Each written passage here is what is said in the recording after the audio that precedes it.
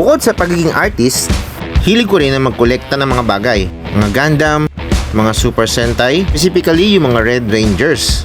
Hanggang ngayon, pinipilit ko pa rin silang makumpleto. Mga laro ng 90s katulad ng Brick Game, mga cassette tapes na hanggang ngayon nagpi-play pa rin, at meron din family computer.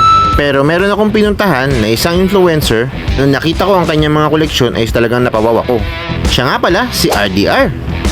Ito yung first time na nakita ko yung mga koleksyon niya. Ito yan, nakadisplay yan doon sa kanyang studio guys. Meron siyang koleksyon ng Iron Man resin statue figures. Ito sila guys, Iron Man Mark 1, Iron Man Mark 2, Iron Patriot, Iron Man Mark 7, Iron Man Mark 42, Iron Man Mark 46, War Machine Mark 1,